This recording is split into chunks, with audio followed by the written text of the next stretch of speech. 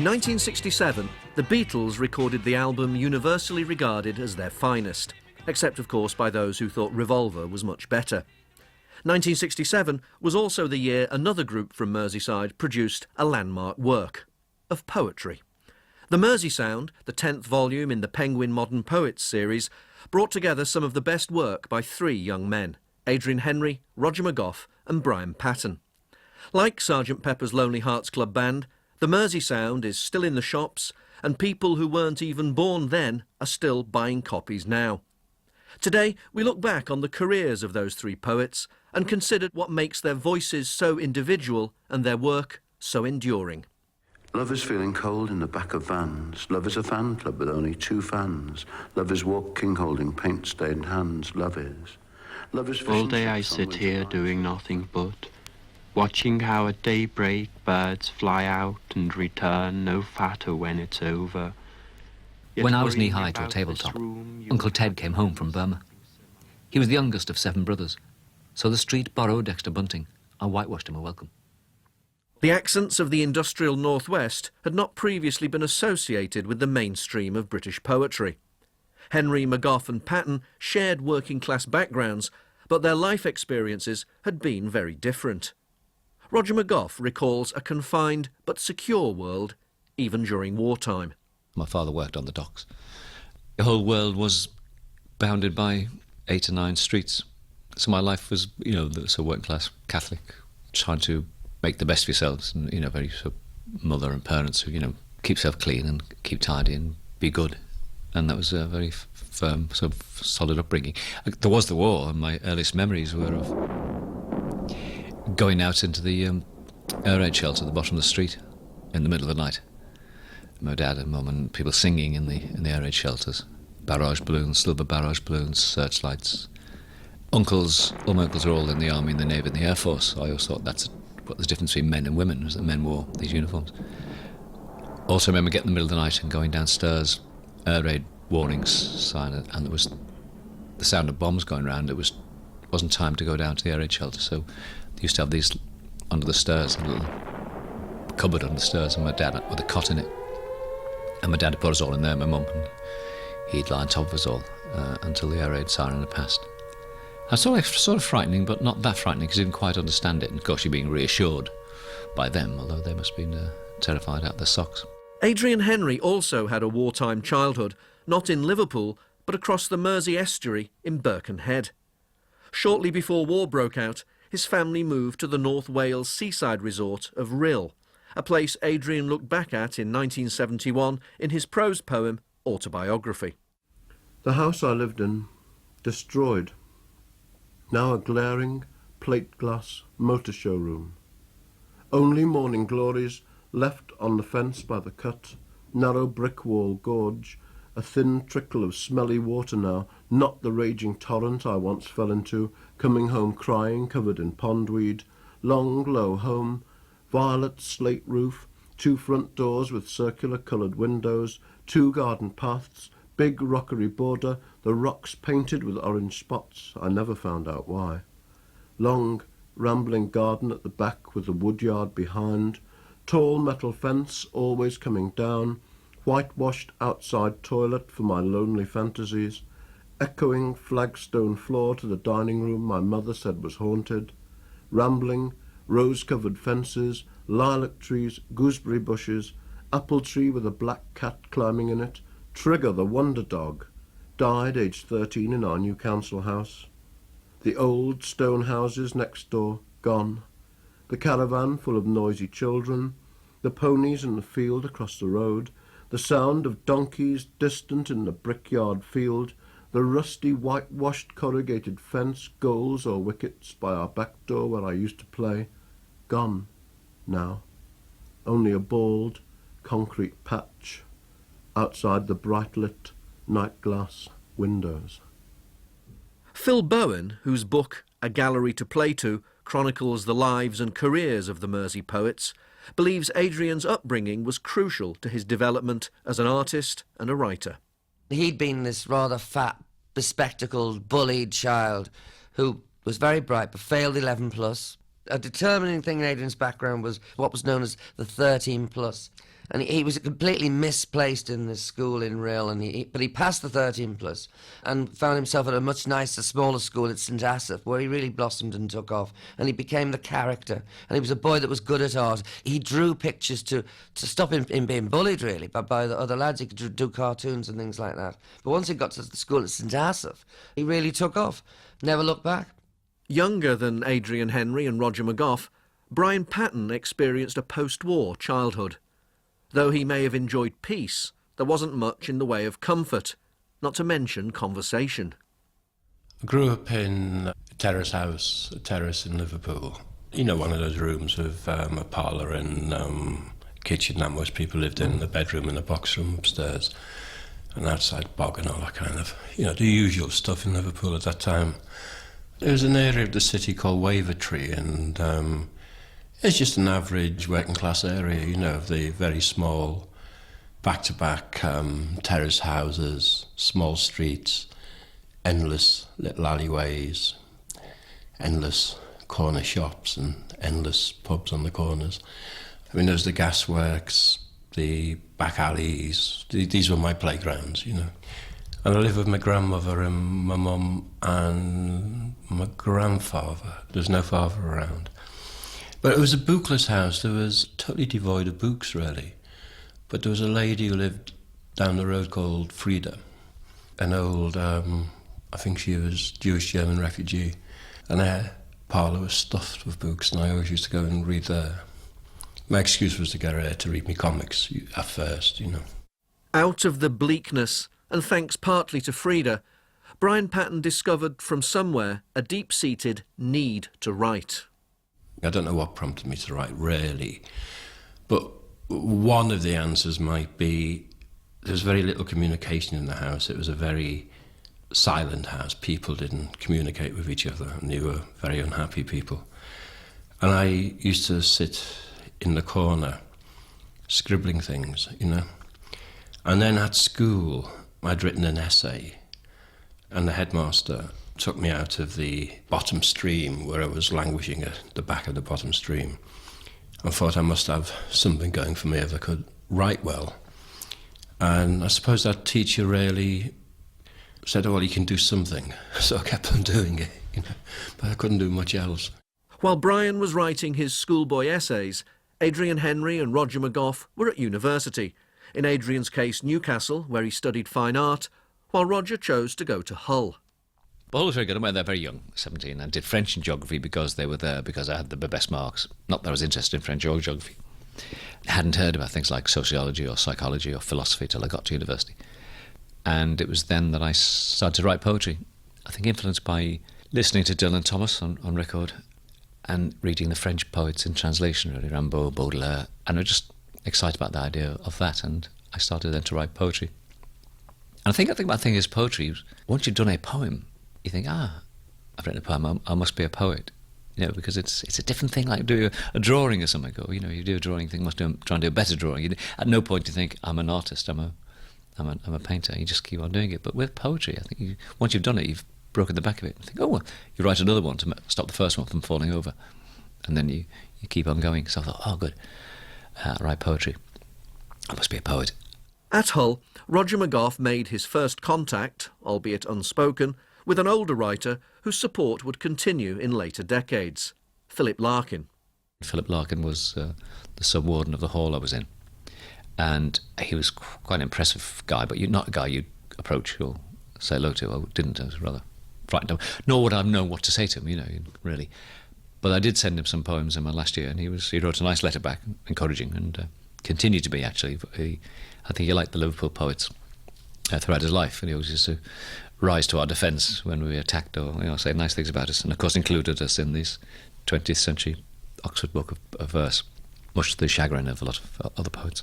After graduating, McGough returned to Liverpool to begin what he thought would be a career in teaching. I used to teach in Kirby. I used to meet this big fat guy, big bearded guy, glasses, and he used to sit on the front of the bus, I always remember. Got this image of him.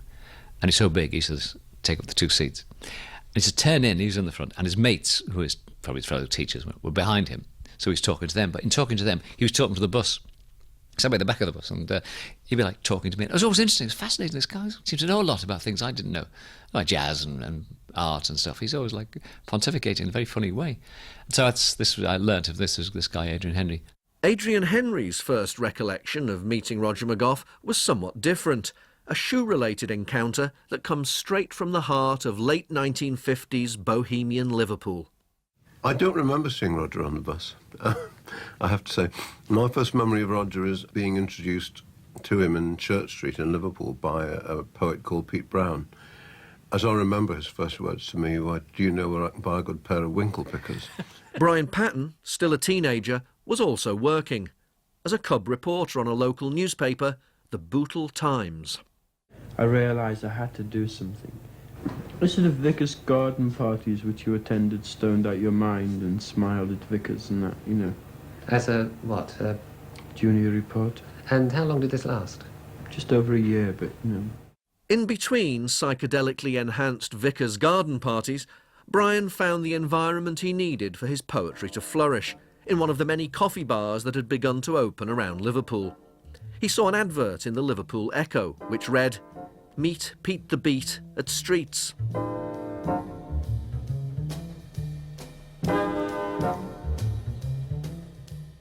I'd seen an advertisement in a local newspaper for a basement coffee bar called Streets. I went to this basement coffee bar and it was full of kind of, people drinking coffee and smoking dope, and I thought, this is nice. There were a gang of people who were very much influenced by the beat poets and beatniks, I suppose you could say, all in duffel coats with very long hair, all with rolled up sleeping bags and hitchhiking all over the country, all over Europe, They seemed quite an exotic bunch at the time when you're 15. I met up with a few people, including Roger and Adrian, and we became friends. And I think they were quite amazed at this 15-year-old turning up who was writing poetry and being independent,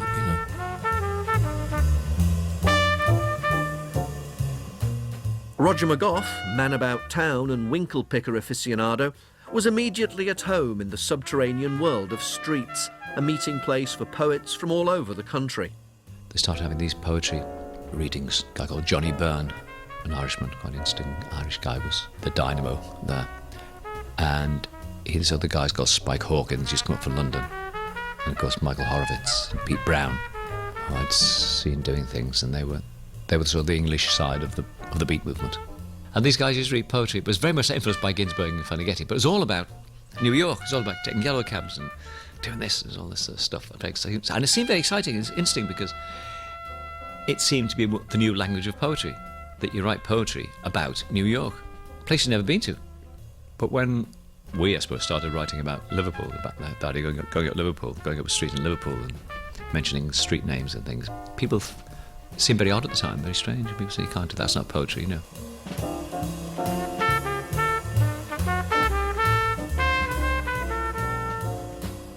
There's a poem from that time called Motorway.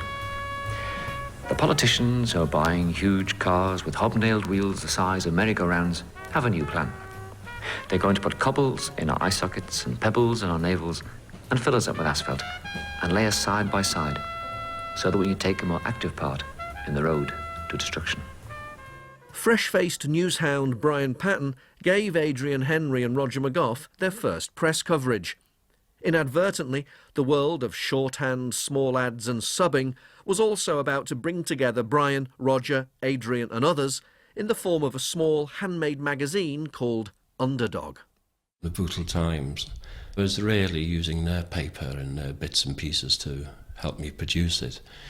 In the very early issues, I used to get poems off Roger and Adrian and lots of people around at the time, but there were always gaps, and so I used to make other names up and write the poems in and stick them in. I remember one of them was, I invented this woman poet who wrote all these sort of love poems to Roger McGough. In answer to some of his poems, and Roger was dying to meet her, I remember.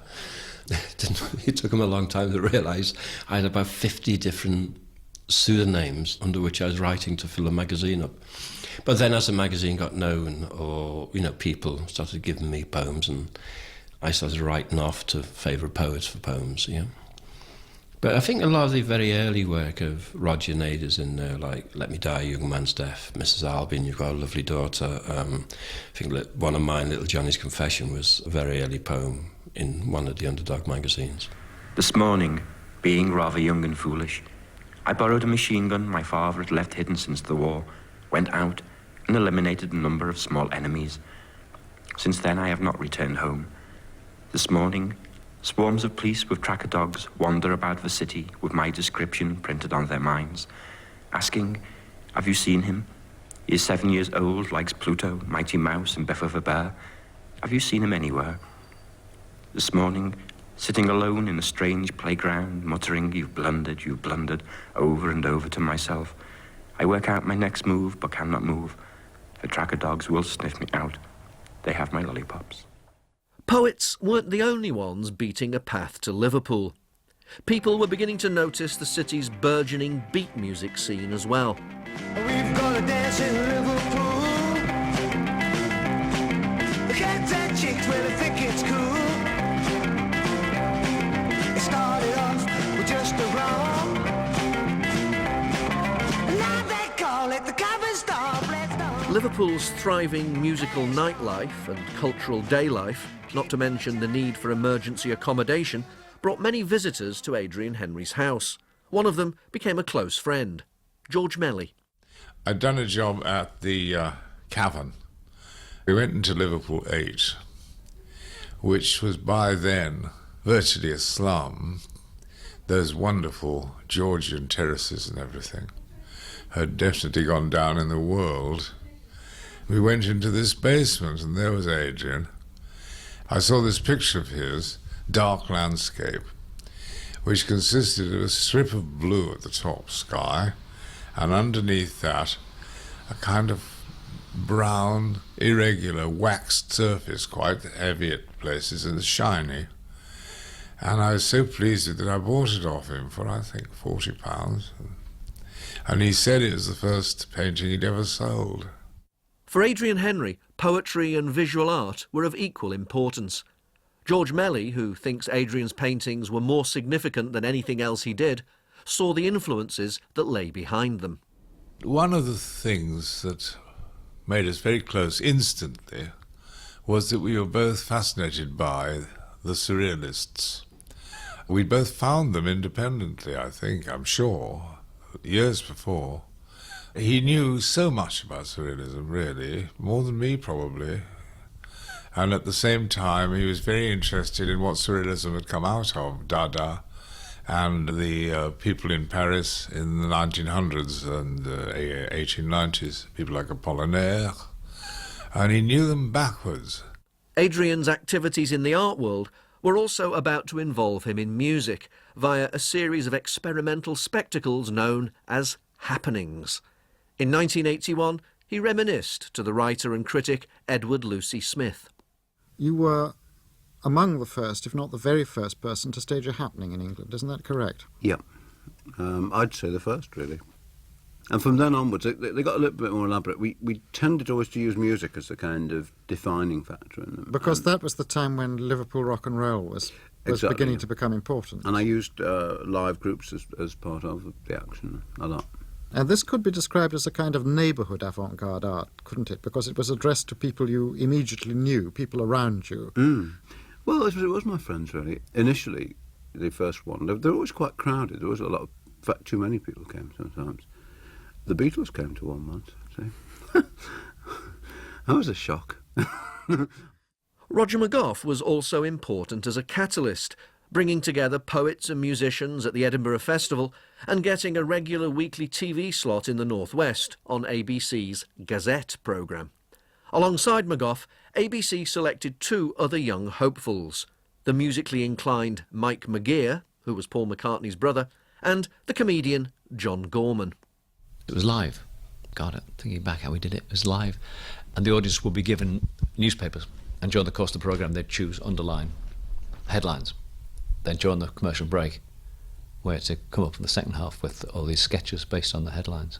But we were like straight out of out of nowhere. We had no experience or training, but it worked, and we got over by being witty and funny and unfearing.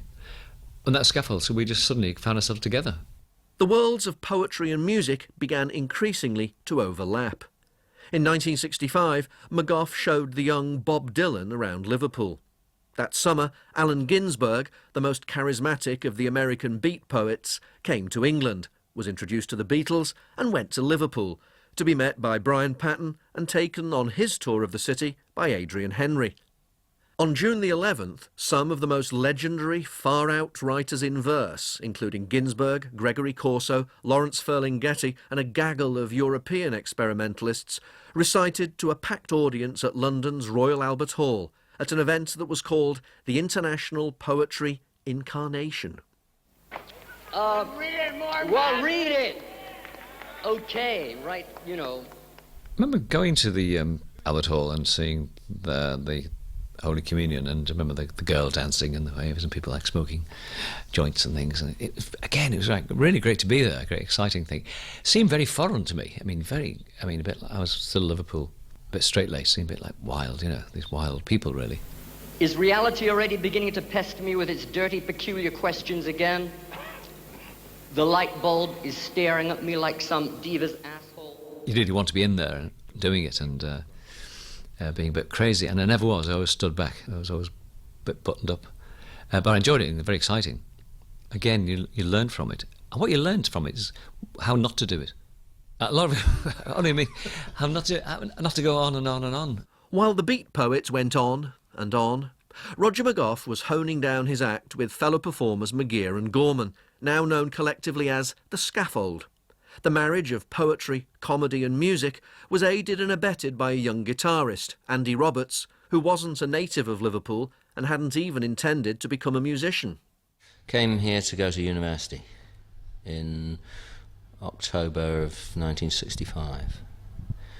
But it was preceded by a visit to the Edinburgh Festival in the summer of 65, or sort of August, September 65, which through a very complicated chain of circumstances led me to be performing in the same theatre as the Scaffold. Thank you very much for the entry iron. Thank you very much. Thank you very, very, very much. Thank you very much for the entry iron. Thank you very, very, very much. Mike was angling for Brian Epstein to be our manager because it seemed like a good idea, and we also went along with it because he was obviously very famous and gosh, Beatles and the rest of it. But it wasn't a good idea, really. Because Epstein, I think, took us on because being nice to Paul, doing Paul a favour, took on his brother's group. And suddenly then, it's Mike McGear and the Scaffold, which is fine. We started to make the records, and we made a few records, and then Thank You Very Much, which took off. Thank you very much for the bird and bees. Thank you very much. Thank you very, very, very much. Thank you very much for the bird and bees. Thank you very, very, very much. At a time when I was sort of getting fed up with it, and I was doing more and more of the poetry and more of my own things on the telly. And Thank You Very Much brought us back together again, and then followed up with Lily the Pink, which became a huge, huge hit.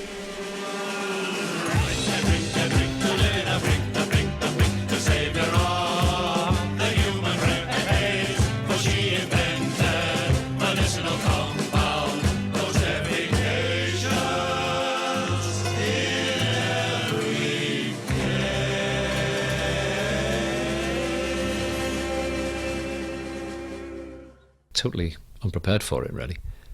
And then it sort of changed your career, because suddenly from doing Edinburgh Festival and doing little festivals and doing little week here and there doing our comedy and poetry, you're then doing off onto this cabaret circuit in the white suits, doing a 40-minute show of mainly songs, some comedy, and I'd still do poetry.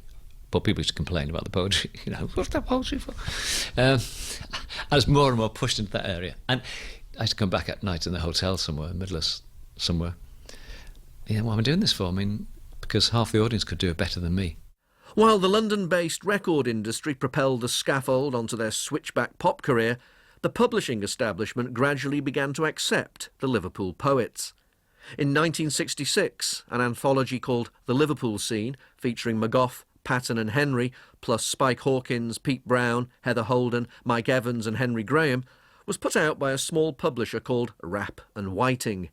Then, the following spring, Brian Patton's first anthology, Little Johnny's Confession, was published by George Allen and Philip Unwin, who spoke of Brian's work on BBC's Omnibus. The initial submission of his poems, it seemed to me he had a number of very interesting subjects, typical things that a young boy might be thinking about, but I felt there was a very, very wide appeal in them. There's a certain universality, I think. Later in 1967, Roger McGough was contacted by Britain's most well-known paperback publisher, Penguin Books. I just remember getting this call from agent or something, I think, about this. They want the 3 poets for the new Penguin Modern Poet series, which was amazing because I loved that and everyone knew it and loved it, and it was very good to be in that. Couldn't believe it. And I don't remember this, but going to Brian, they wanted me, but they weren't sure who else to have. And Brian suggested Adrian. So they brought Adrian into it. But I do remember at the time they came up, they were going to call it the Mersey Sound, and they showed us the cover, and I thought, oh no, we don't like this. None of us, I think, liked. Maybe Adrian did. Adrian didn't mind all this, but Brian and I were a bit worried about called the Mersey Sound. He seemed to be cashing in on the Beatles, you know. We thought it's nothing to do with. It's nothing to do with them. It's nothing. We were very, you know, this is poetry. This is poetry, pure and simple. We want to be Penguin Modern Poets number 10. But for Brian Patten, the publicity and media attention were becoming intrusive. The popularity of the Mersey Sound anthology was a mixed blessing. How did the Mersey and the Mersey bit, how did the Penguin book and that change things? Well, it just meant we got more gigs, really, and, you know, had a bit of a better way to earn money, to be straight, you know. But by that time, when those books were coming out, there's an awful lot of pop attention on Liverpool, and I didn't really want to be part of it. I did feel a little uncomfortable with people trying to make you into some kind of pop poet. And so just as the book came out, I just was on the verge of leaving Liverpool because I didn't really want to milk that. I kind of saw myself, for good or bad, as this pure spirit who didn't want to be involved. And that's after being totally involved. After starting, you know, Underdog, after organising readings, I suddenly thought, I don't really want this media hoo-ha that was surrounding it. And so I went to live in Winchester, of all places. Patten has always been the most solitary of the 3 Liverpool poets. His time in Winchester, away from the hype of London and the wild energy of Liverpool, brought a change of style. Quieter, more introspective, and leaning towards love poems. But he continued to relish live performance, and his voice became richer and more confident. Here he is in Edinburgh's Traverse Theatre in 1968, reading The Projectionist's Nightmare, then having his performance reviewed by members of the audience. This is The Projectionist's Nightmare. A bird finds its way into a cinema, finds the beam, flies down it, smashes into a screen depicting a garden, a sunset, and 2 people being nice to one another. Real blood, real intestines sliver down for likeness of a tree. This is no good, screams the audience. This is not what we came to see. Most people said it was very relaxing, but I think the poems themselves were pretty disturbing in what they said. You know, I'm sort of thinking about it all now. At places like this, one never sees older people. One tends to find that the poems have a greater sort of appeal to young people. Most of them here use more pop images, this sort of thing, the sort of poetry that our parents are used to, Keats, etc., taught in school. This doesn't find an audience today, in a public place anyway. While McGough and increasingly Henry continued to work with musicians, Patten immersed himself more and more with the idea of the poem as a form pure in itself.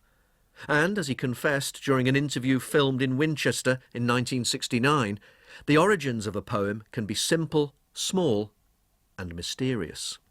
Well, it can start in many ways. It can start sort of sitting on a bus and you see something, you might write something on a ciggy packet, you know. It comes anyway. There's no sort of set way for a poem to come because there's no set way for seeing things.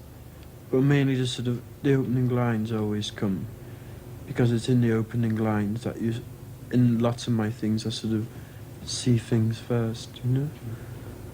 Say early evening, and just before the light's gone, or there's a certain kind of light, and then with this kind of light, the sort of, all the while the walls and the trees, whatever, are made very soft, and people's skins made very soft. And in this kind of soft mood, in this kind of dream world, something seems to leak through and touch on you. You start off with a sensation of something. You use words to translate what's felt into a language which is understood by other people. Phil Bowen. Brian is the real thing. He's only ever been a poet. I draw a distinction between people who are the real thing, people who are clear poets, that's what they are, and people who are very good at writing poems. And sometimes you can be aware of those peoples immediately.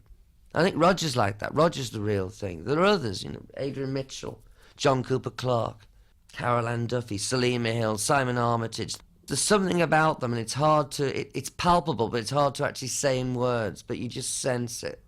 The difference between people who are the real thing and people who just have an artifice or a facility or a skill.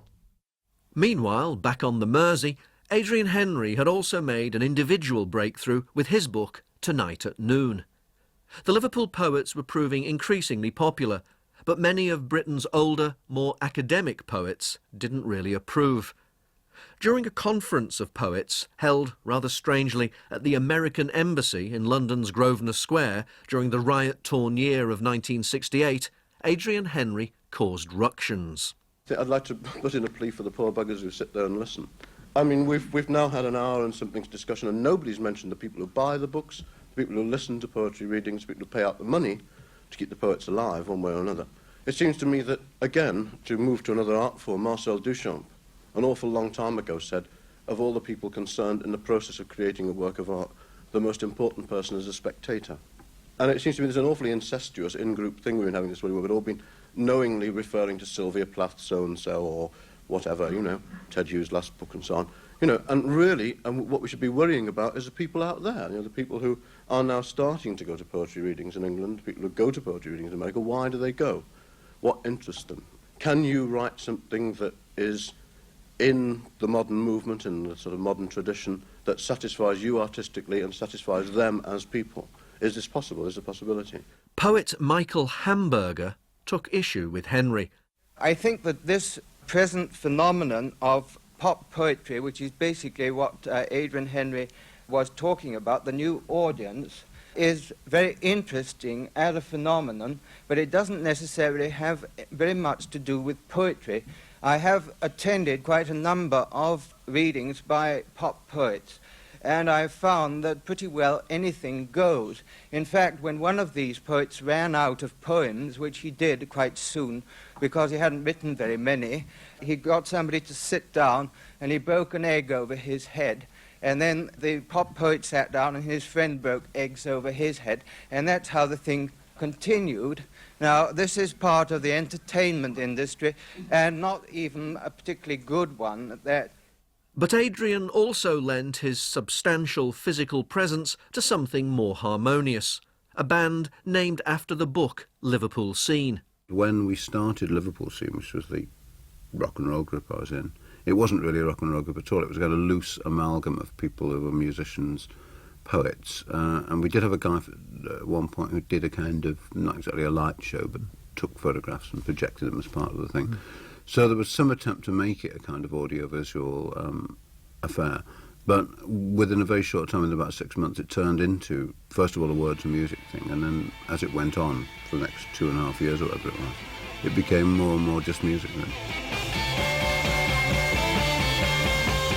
As far as the music world was concerned, I mean, we were Liverpool Scene. I wasn't Adrian Henry the painter or Adrian Henry the poet, particularly. I was just like the fat guy who did crazy things on stage with this band. Is it a particularly nasty sort of indoor party game? No!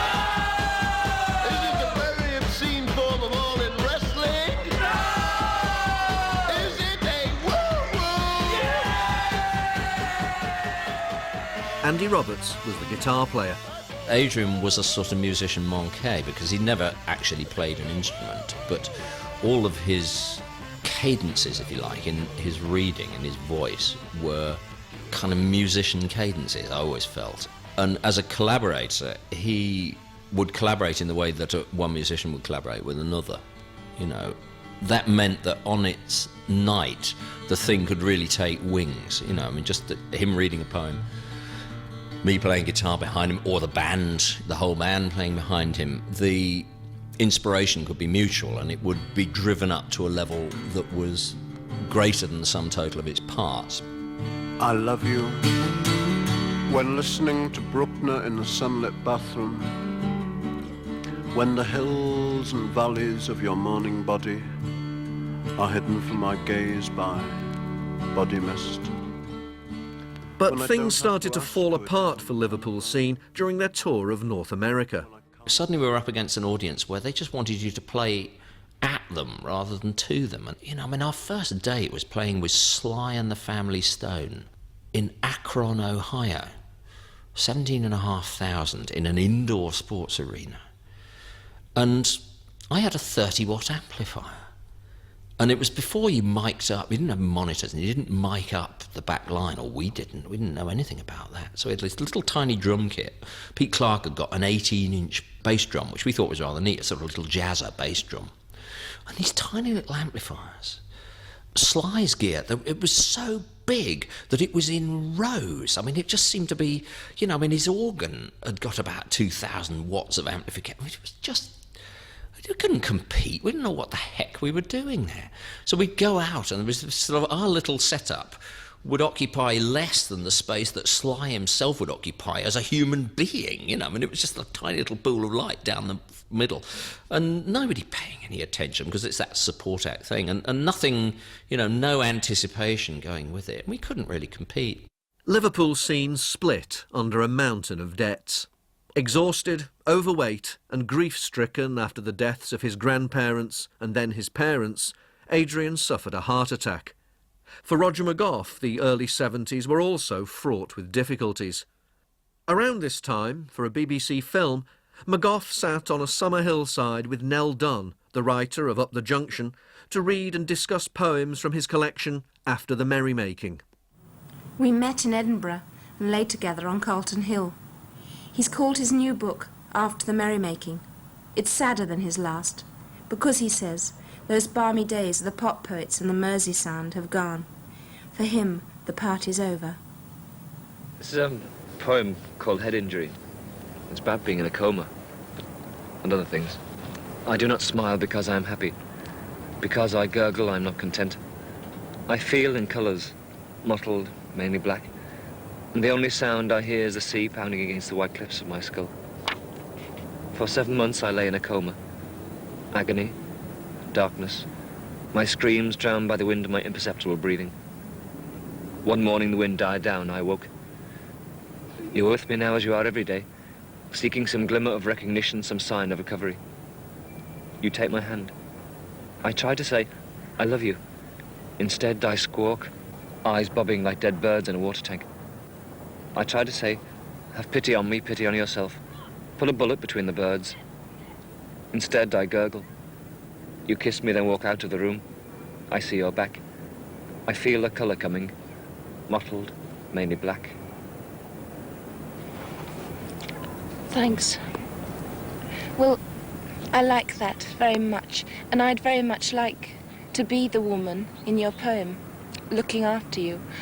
I think that I could really love someone and look after someone who had hurt themselves and was just lying there quiet. Because I find people, you know, sometimes you're living with someone, they talk to you too much, and that's disturbing because it keeps breaking you out of yourself. Strange, yeah, because it's funny that you should see it that way, you know, the idea of the woman looking in on him. I suppose what I was thinking of was the inability to be able to talk to people, you know, on one level to communicate, you know, wanting to say I love you, you know, and things stop you, you know, fear of all sorts of things stop you. Brian Patton was also sounding philosophical when he was interviewed by Anne Howells for Woman's Hour in 1971. I did read somewhere that you said they've got to last, talking about your poems. Well, I suppose what I mean is not necessarily that my poems have got to last, but the feelings and all the things that are contained within poetry have got to last. I mean, it's a rather peculiar age we're going into, an age that can pollute emotions as well as environment. There's a poem which I suppose is about that. Note to the Hurrying Man, and it's from the last book, which is a title poem. All day I sit here doing nothing but watching how at daybreak birds fly out and return no fatter when it's over. Yet hurrying about this room you would have me do something similar, would have me make myself a place in that sad traffic you call a world.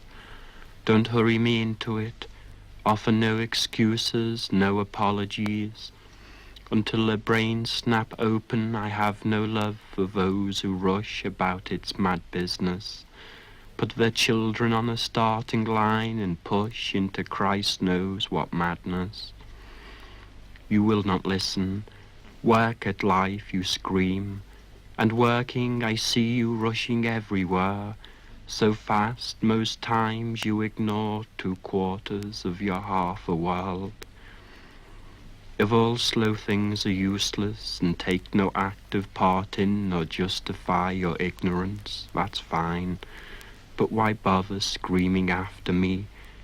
Afraid perhaps to come to where I've stopped in case you find into some slow and glowing countryside yourself escaping.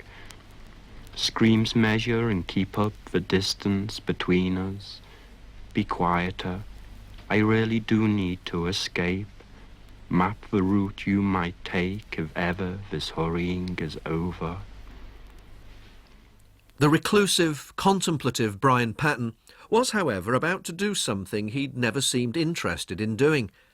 Out of the wreckage of Scaffold, and in collaboration with the great pop art comedy innovators the Bonzo Dog Band, a new performance collective had come into being. Grimm's, an acronym drawn up from the surnames of the original lineup of Gorman, John, Roberts, Andy, Innes, Neil, McGough, Roger, McGear, Mike, and Stanshall, Viv. But Viv Stanshall left, and Brian Patten joined. This last poem is dedicated to everybody who's ever woke up in the morning. I woke up this morning to find an albatross staring at me. Funny. It wasn't there last night. Last night I was alone. I think when I joined Grimm's, I was interested in sort of helping somehow structure it as well, to have, if you can structure something so wonderful and mad as Grimm's, by introducing it, by taking a sort of compere role at the opening, and with Roger we'd write a few sketches and try to give us some kind of a vague kind of shape. Nobody's particularly eager to take my albatross. An absurd line, never mind.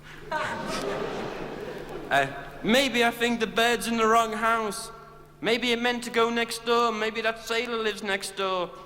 Maybe it belongs to the man upstairs. Maybe it belongs to the girls in the basement. And we did some touring, large-scale touring. At the time, universities, and there was all the group, plus we'd have various drummers and bass guitarists, and like 2 lighting technicians, and 3 roadies.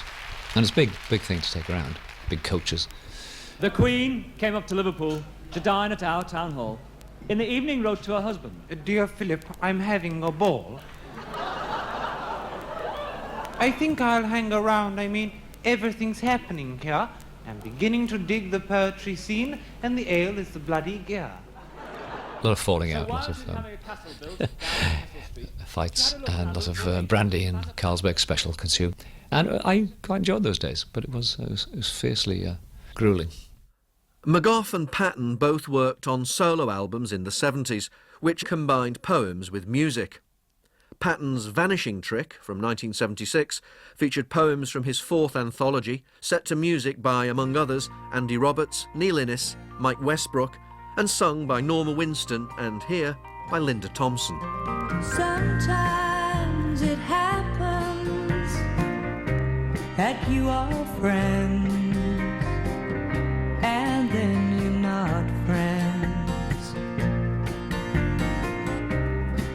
friendship has passed. Whole days are lost, and among them a fountain empties itself. By the late 1970s, industry in Liverpool was dying, work for young people was scarce, and the buildings were decaying, especially in the area Adrian Henry loved, Liverpool 8, which he described as a wasteland in his book, Autobiography. George Melly continued to visit him. He always had a beautiful mistress or wife, always. Really wonderful looking. And he, as they used to say, was no oil painting. And Adrian stayed in Liverpool, and indeed was Liverpool in a funny way. And I think he is the seer of Liverpool. I can't think of anyone else so concentrated on that city. In 1981, the social tensions, which had been building up for years, finally exploded in the riots that familiarised the rest of the country with the new word for Liverpool 8, Toxteth. In 1990, Adrian Henry told fellow poet and former partner Carol Ann Duffy how the events had affected his work. I seem to have read somewhere that you were not even in England when the Toxteth riots happened. I was in Germany. Saw it on television? I saw it, yes, I saw it on television. I was very idyllic. I was sitting in a garden in a place called Gießen. There was a barbecue. And suddenly our host, who was a professor, a German professor of English, shouted, "Adrian, Adrian, come in." And the television news was on, and I could see Faulkner Square on fire. It was quite horrifying. It was really the most appalling. And it was worse almost being away and not being able to do anything, not knowing whether people you knew were involved in it, than it was being there. Or Some if of your that house image was stuck still in my head. standing even. Well, exactly, yes. And then the second time, the second wave of it, I was home, actually. I was far too frightened to go out. I was terrified. Well, when you came back after some months, I suppose, you turned it into a talking blues. Yes, it's a form I'd used before. And again, in a way, it's not what you're saying, it's how you say it. And I wanted to write about that experience because it changed not only my life, but it changed the whole area that I identified myself with. And I was asked to write a song for a Christmas show. And somehow or other, because I thought of this particular musical form, it suggested a way of coping with the material. Adrian Henry talking Toxteth blues. Well, I woke up this morning, there was buzzing overhead. Saw the helicopter as I got out of my bed. Smelt the smell of burning, saw the buildings fall. Bulldozers pulling down next door's wall. Toxteth, nightmare. Yep, city with a hangover. Then I remembered what happened last night, the sirens and the shouting and the TV lights, banging on the riot shields, petrol bombs in flames, cars all ablaze in shattered window frames. Felt sick to my stomach. Don't cry for me, Upper Parley. Saw a busy lion, blood pouring from his head. Saw one stop a paving stone, thought that he was dead. Heard the sound of engines in the bright orange night. Saw the headlights blazing, saw the crowd in flight. One of them didn't run fast enough. Land Rovers, long ways from the farm. Well, I saw the chief constable up on TV and the superintendents, but they never saw me. Saw the Home Secretary and the Minister for Riots and all them social workers who just won't keep quiet. Never met a one of them. Neither did the coppers. Saw a woman walking in the firelight's glare. "Hey, Auntie Maggie, what you doing there?" Arms full of liquor and a portable TV. Said, "All the rest are doing it, why not me?" "Do yourself a favour, son. Nice music centre, just over there." Well, I thought a bit about it and I took her advice. The crowd was having fun and the goods looked nice. Then a scuffer caught me and they threw me in a van. Took me off to Risley and the magistrate man. Exemplary sentence. Act as a deterrent. Law and order. Toxteth, nightmare. City with a hangover. In 1983, the publication of a second volume by the original threesome Henry, McGough and Patton was celebrated on BBC Radio. Despite their continuing success, Brian Patton sounded unsatisfied. I still don't feel I have succeeded in doing what I want because I've written no masterpiece yet, you know? I'm still hoping to write that thing. I'm doing it tomorrow, actually. I'm going to go to bed early tonight, despite what these two say. I'm going to bed early tonight, first thing tomorrow. I have outlived my youthfulness. So a quiet life for me. Well, once I used to scintillate. Now I sin till 3:10. McGough and Patton had also discovered a new audience, writing and performing for children. I do more and more of these conferences, headmasters' conferences and so forth, and heads of English and specialists, because I find that a lot of people in education who at the top of the tree, as it were, they think poetry is very important, but probably never been to poetry reading since they were a student, if ever. So these are people who are heads of English and headmasters. So part of my thing is going there and firing them up, really, and just reading and trying to remind them how important it is for kids as a teaching thing, but also something that is nothing to do with, making money, nothing to do with job satisfaction. It's to do with life satisfaction and language and all those things. It goes back to when I was at university and went into teaching. And I was given Palgrave's Golden Treasury of Verse to use. That was the set book, which is the one I'd had at school, which, with some exceptions, I didn't really like. So I started giving the kids the poems I was then writing at the time, which are about football, which are about Liverpool, which are about me granny, that sort of stuff. They loved them, They thought, yeah, this is great. I realised that there was an audience for what I was doing, in a sense. In the late 1990s, Adrian Henry's health declined. He continued to be closely involved in the arts scene on Merseyside. Even after being confined to a wheelchair, he carried on working. But at the end of the year 2000, Adrian died. Phil Bowen. Well, I had this idea that somewhere in Liverpool they should do something called Adrian's Wall. And friends and colleagues should just contribute to that. I remember saying this to Adrian. It would really add to his archive that somewhere in the city of Liverpool there should be something called Adrian's Wall. Get it? And people should just put their own contributions, memories and things. It should happen. But that's the way to do it with Adrian. And I think he'd like that. He liked the idea at the time. I didn't take him seriously enough, I think, because he was playful in everything he did. He was intellectual, and he wrote intellectual books about happenings, and he could be academic. But he was very playful, and he had this thing about, a lot of his poems were about girls, knickers, and that sort of stuff. But it was infinitesimal in that, what he did, and he was... Girls did love him, but they loved him for what he was, and he was a great, kind man, and very funny, and they learned from him, you know what I mean? So he had this ability to surround himself with ex-girlfriends and ex-wives and ex-mistresses who all got on together, all loved each other and were kind to each other, and it was quite unique in a way. Andy Roberts was working on a project with Adrian at the time of his death. He decided to go ahead and performed the poem, Souvenirs of Normandy, alone in front of a live audience in Antwerp. So I decided that what I would do would be to record the accompaniment and read the poetry, because I can hear Adrian's voice in my head. I can hear myself kind of in the first minute and a half. I can hear the mental process of, oh my God, what the heck am I doing here? This is a complete disaster. Why am I doing this? This is not what I signed up to do, And then there's a point fairly soon into it when suddenly Adrian was right behind me, just going, go, and I became Adrian. Light arrives in the harbour, like a monarch at a painter's door, the brush poised to trap, like a lobster pot. André Breton at Varangeville. Adrian Henry's death seems to have brought Roger McGough and Brian Patton even closer. He's the only person I know, really, who I'd often send poems to or say, what do you think of this? And respect what he says, because it can be very damning, very, doesn't mince his words, but it comes from the heart from him, you know what I mean? He's saying it you can trust him. So we trust each other, I think. Roger McGough is now an OBE, though unlike the Beatles, there's been no suggestion that he smoked a joint in the Buckingham Palace lavatories before accepting it.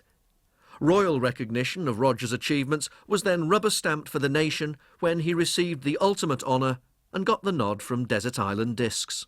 If you start getting homesick, you'll put on your last record. Now, before we say what it is, just tell me where you are in your mind when you hear these noises. I'm in bed when I'm young, and I'm very small and snuggled up under the counterpane. I can hear these noises outside coming across from the river Mersey. And it's a mixture of something coming home and warm and something exciting about leaving and going away.